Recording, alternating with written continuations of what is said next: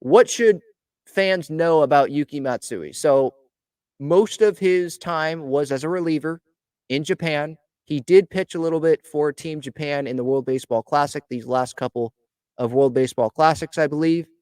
Scoreless, I believe, did not give up any runs there. His last 3 seasons pitching with Rakuten in the Nippon Professional Baseball League, .63 ERA in 2021, a 1.92 ERA in 2022, a 1.57 ERA in 2023. You know, over 700 innings in total. When you in total for 10 seasons, foreign in those foreign contests that he pitched in there. 10 seasons, it says in the NPB, a little less than 700 innings, so 659 and 2/3 innings with a 2.40 ERA. I believe if you put his ERA as just a reliever, it's down to like 2.10. And he's not big. So that's maybe why there wasn't a ton of interest in Matsui. Maybe also because of Yoshinobu Yamamoto has not made a decision yet. The Dodgers obviously were in on Ohtani. They're in on Yamamoto. And this is a risk. Like it's not like he's just coming over. He's pitched a while in Japan. He's 5'8". I think he's 165, I want to say. Yeah, 5'8", 165. I'm reading from MLB.com here. Matsui misses bats mostly with his plus splitter. Very good splitter. If you go watch some of the highlights on YouTube, you're not going to be blown away by the velocity, but the movement looks pretty special. Fastball sits between 92 94 miles per hour, tops out at 96. Matsui also offers a slider. Struck out 32.4% of the batters he faced last season, a 31.9% career strikeout rate. But the thing to look out for with Matsui is location. Location because he doesn't throw gas. He's not Josh Hader. And also because his walk rate is higher than the major league average walk rate. His walk rate in 2023 was 5.9%, but the career walk rate is 10.9. So maybe the Padres are like, well, we were encouraged by what we saw in 2023. It wasn't as bad as it was if you look at his career. So we're okay with that. And even if they weren't, they're willing to take this risk. And Ruben Niebla can work his magic. Darvish can help him out. Hopefully, they're going to have a good relationship. I mean, they played on Team Japan together, so I assume that Darvish knows Yuki Matsui a little bit.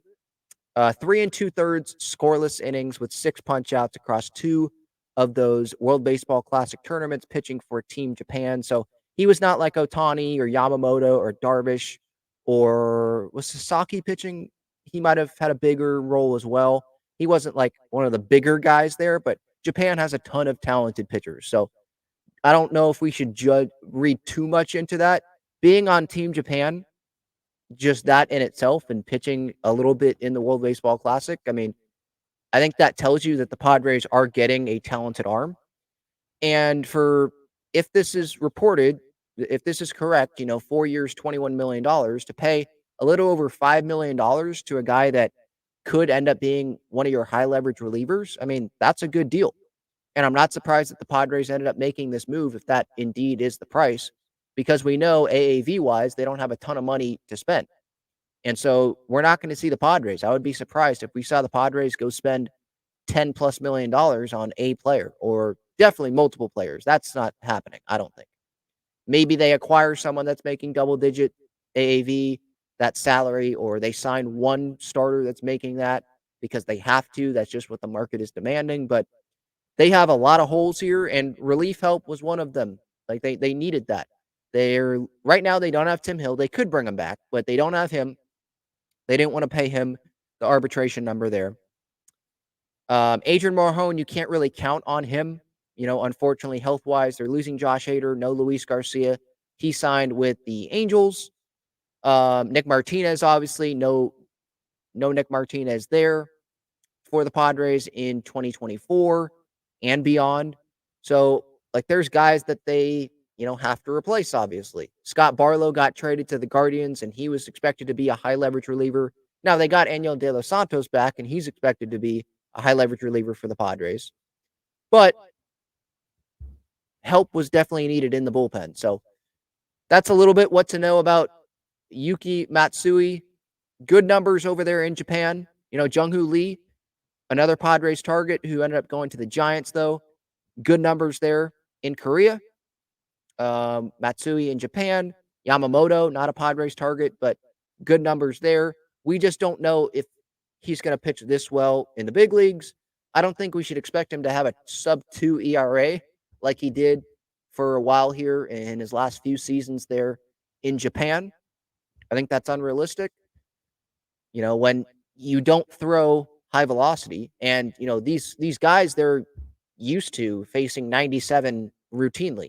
So if you're throwing 92, 94, you better locate well. So that's definitely something that we're going to have to be looking out for when Yuki Matsui ends up pitching at Petco Park, assuming that this deal does go through and he is a San Diego Padre. We'll see, when the Padres or beat writers in America officially announce that. But yeah, that's a little bit what you should know about Yuki Matsui. Not going to blow you away with velocity, and he's going to have to rely on location, but it's a lefty and someone that definitely has some good movement on his pitches. So personally, I am looking forward to seeing how he can pitch in maybe some of these high leverage situations for the Padres. And if you go from just think about this, you go from Matsui to Suarez, you're going from 92, 94 to upper 90s, someone that can hit 100 in Robert Suarez. That's a little bit of a difference there. And that could end up being a good thing for the Padres and throw some hitters off. Suarez is a righty. Matsui is a lefty. So there's that as well. There's Cosgrove in the bullpen. So now Matsui, if this deal goes through, he will be joining De Los Santos. He'll be joining Suarez and Cosgrove and Wilson. And there's the Rule 5 draft pitcher that they got, Kolak, but he might not be on the roster. We'll see. Ray Kerr, he got traded, so he's not going to be on the roster. But there's Johnny Brito, there's Randy Vasquez, and we'll see if there's any other relievers that the Padres pick up.